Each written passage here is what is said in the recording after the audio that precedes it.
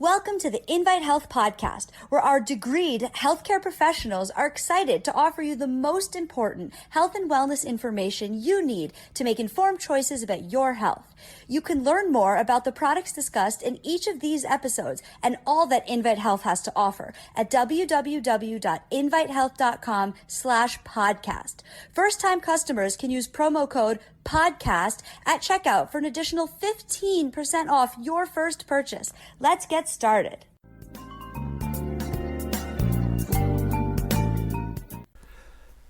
Hi, Jerry Hickey here.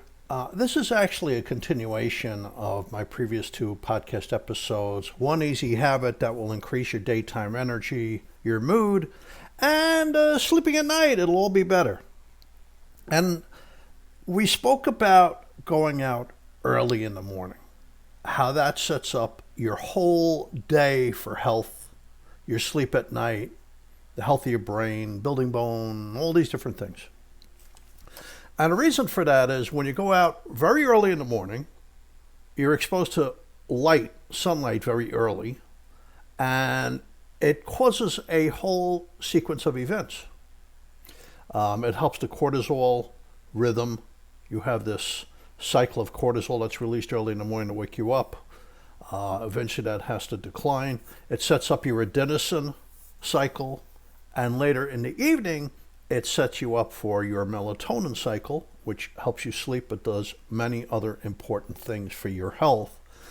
And that's important. It's called a circadian rhythm. Every cell in your body has a circadian rhythm. It has to know what to do at a certain point in the day. And going out early sets up that circadian rhythm. And I said that's one of the ways you can really help improve your nighttime sleep, even if you have mild insomnia. So today we're actually going to be talking about things related to this quest for better health that have to do with the rhythm of your body. It is so important. This rhythm of the body breaks down for many reasons.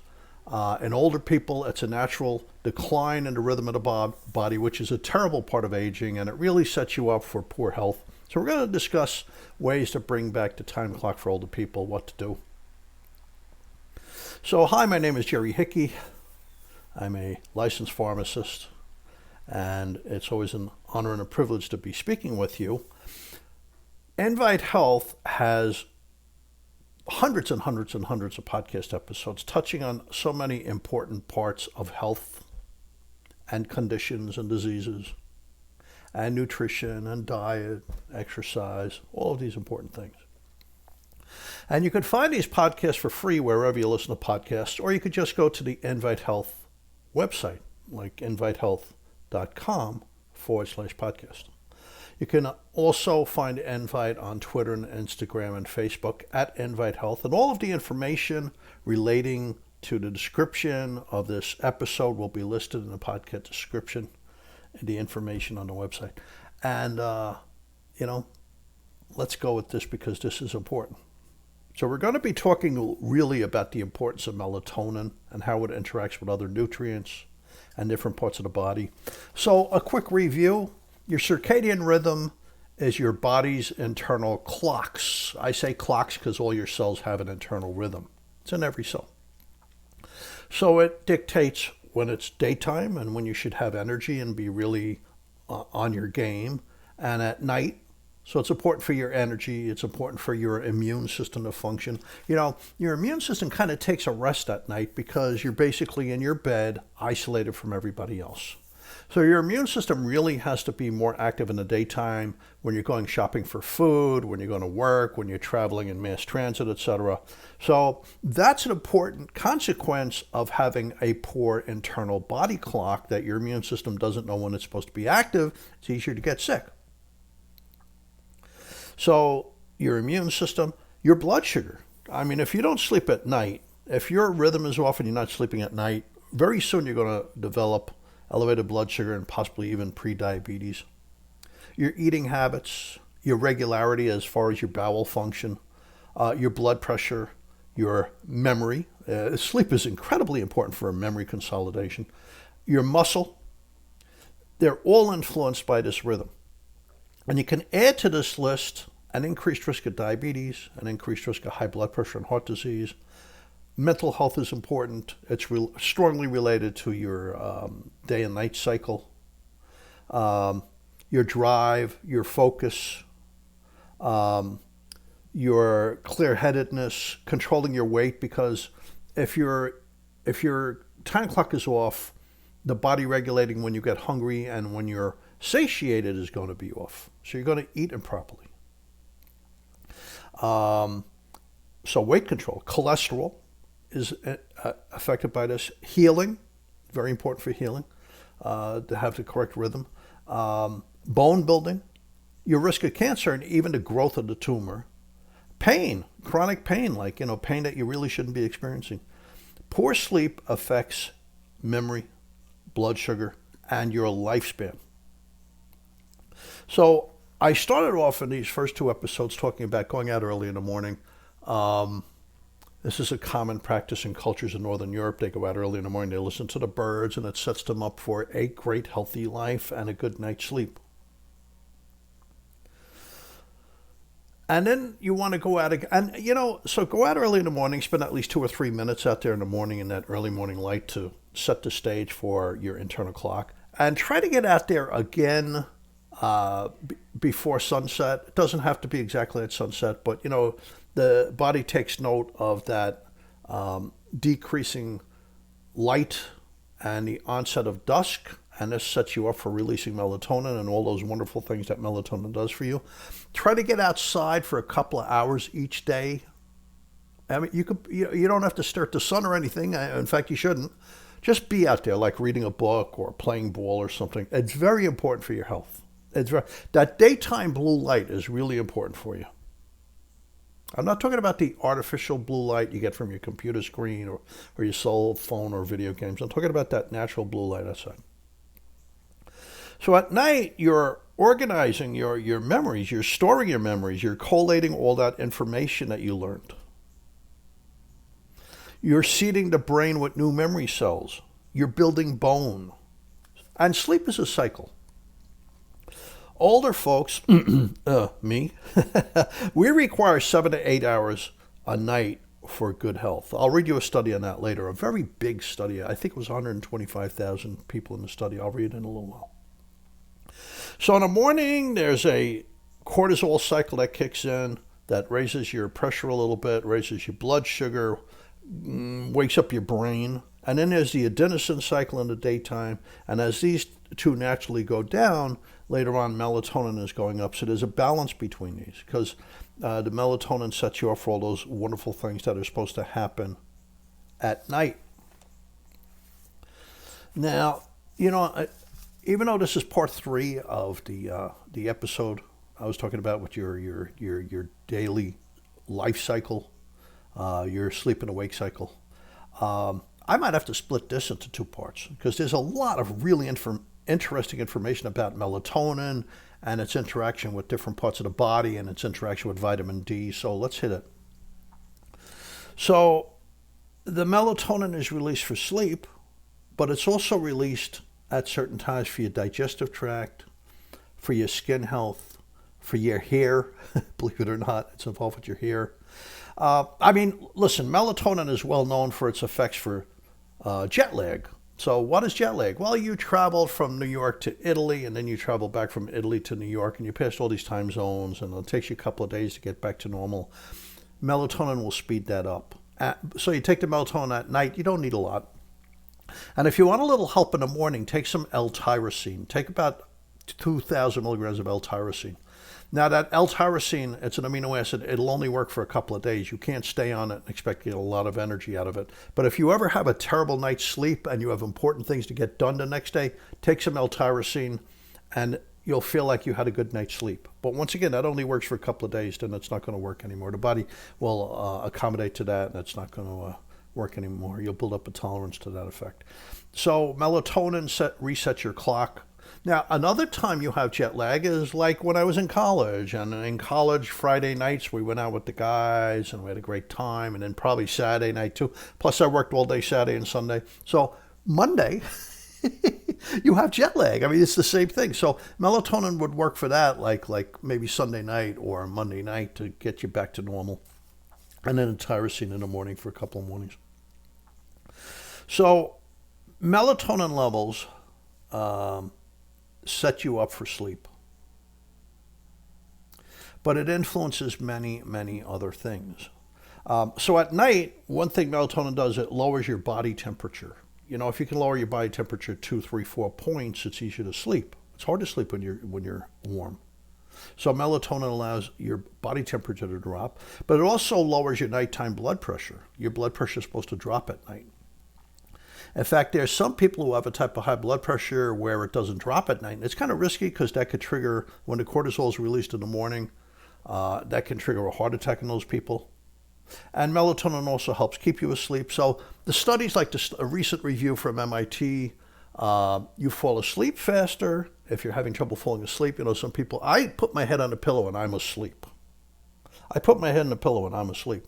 But some people, they have to lay down. It takes them a half an hour. For those people, melatonin can be helpful. And people who wake up too many times at night, it can be helpful. I'll tell you a trick with that that'll make it work better later in the show. And to sleep a little bit longer. Now, like I said, melatonin levels drop with age. A small amount could be very good for older people because the decline in melatonin can affect your memory. It's very important for your memory.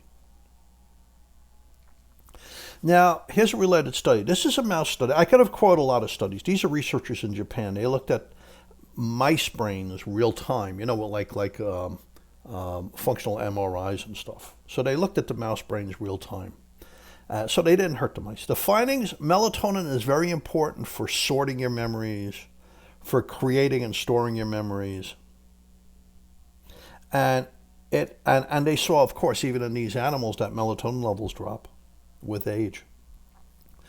Now, here's how melatonin helps your memory. Well, for one thing, at night, you're releasing nerve growth factors that create new memory cells. So if you're not getting that good rest for 6, 7, 8 hours, you're not creating as many new memory cells. We didn't know this 10 years ago. This kind of like, this information came out in like the past 10 years.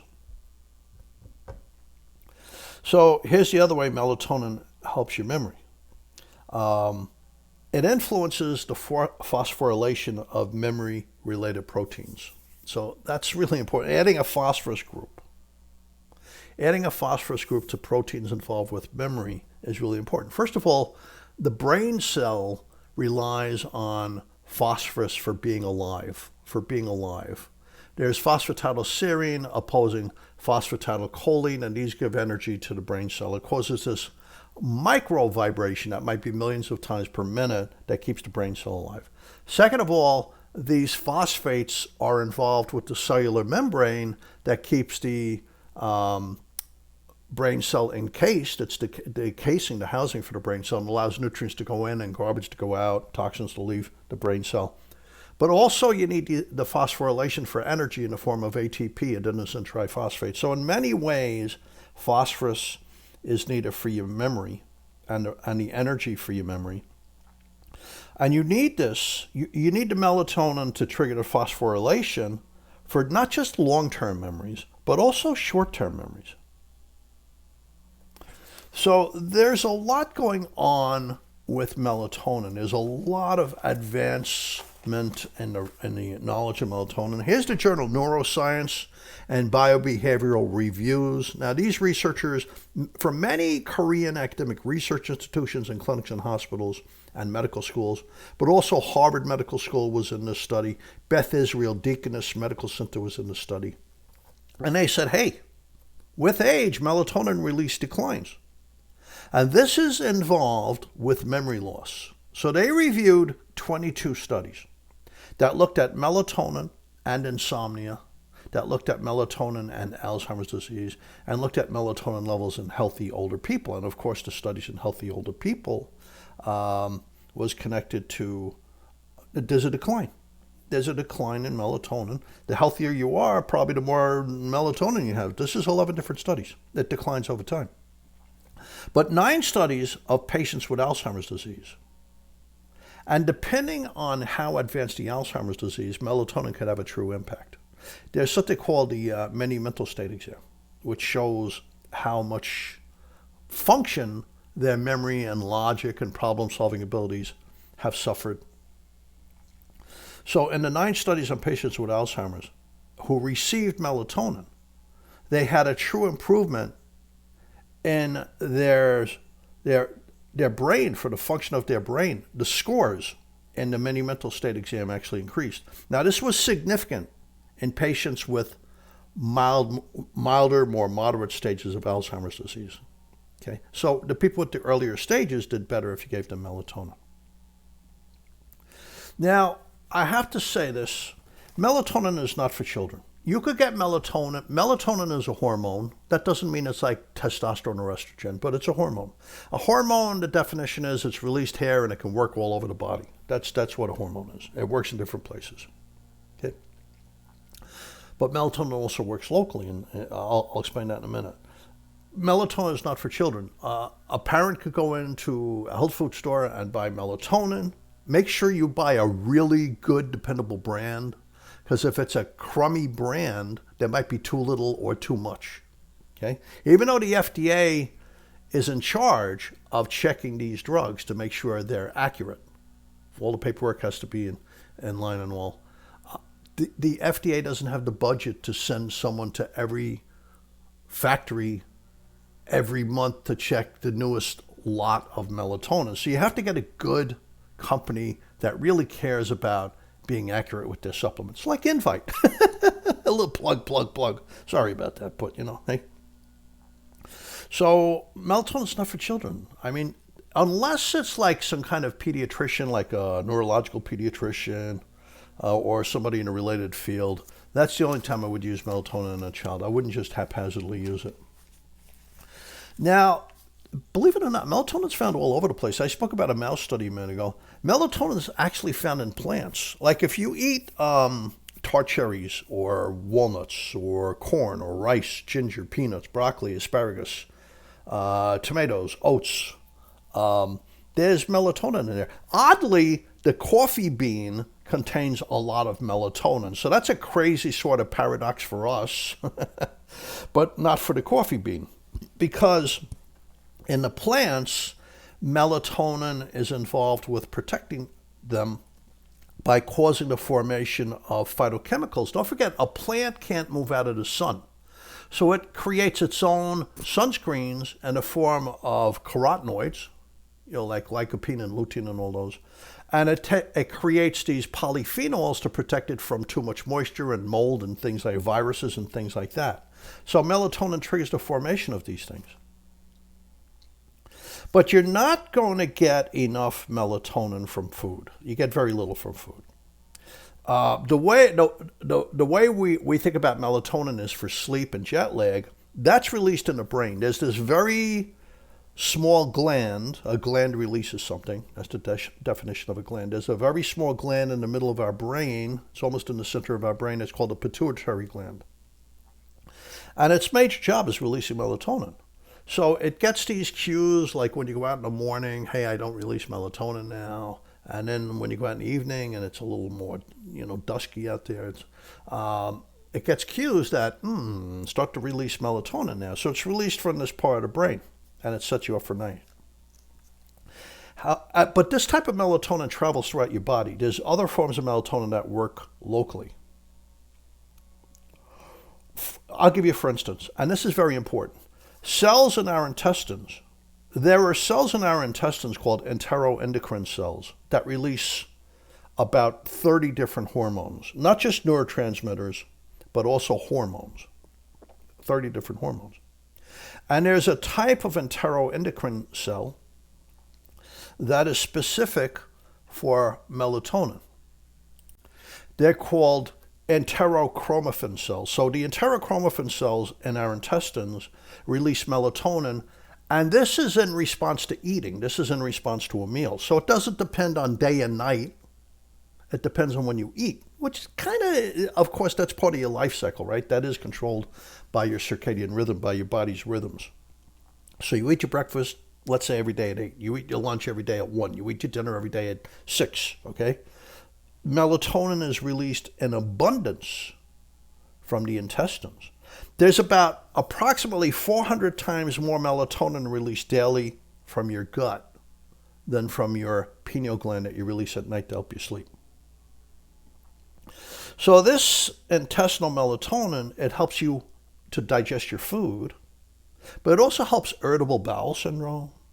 It also helps heal the intestines, like if you have an ulcer or you're taking a drug that's affecting your intestines, like maybe a calcium channel blocker or, one of these NSAIDs that could cause these terrible, dangerous bleeding ulcers like Advil and Aleve. But it's also helpful with GERD. If you have GERD, you might want to try losing some weight and taking some melatonin and see if it helps you GERD. Now, another organ that releases melatonin, our biggest organ, our skin.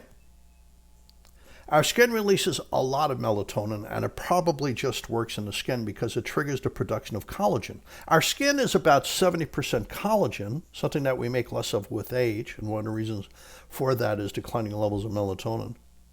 But pretty much the rest of the skin is something called hyaluronic acid, so it's about 70% collagen. Melatonin is also important for the hair cycle, the hair growth cycle. Like at the end of the hair growth cycle, it goes into a resting phase. And if you lack melatonin, that resting phase is much slower, so you can have thinning hair. Now, the melatonin specifically released from your pineal gland is in the evening. It's called the hormone of darkness. It controls our day and night cycle, even though it's released at night, also known as our circadian rhythm. And this type migrates throughout the body. I think I should cut it here. I have more to say on this, and it's very interesting, but I'm going to finish up here, and I'll do part 2. This is actually part 3 of a continuing podcast group of episodes, and I'm going to have to split this one into a fourth episode. But this is really interesting stuff coming up. Really interesting stuff. You're really going to want to hear this, especially if you're older. So I want to thank you for listening today. You can find all of Invite's podcast episodes wherever you listen to podcasts for free, or just go to invitehealth.com. You can also find Invite on Facebook, Twitter, and Instagram at Invite Health. And by the way, they say subscribe. And if you could leave a review, and I guess if you like it enough, you're going to subscribe anyway, so I really don't have to say that. But, they want me to say that, so I say it. Thanks for listening. Jerry Hickey signing off. And please listen to the next part of this episode. It's really important stuff. Thank you very much.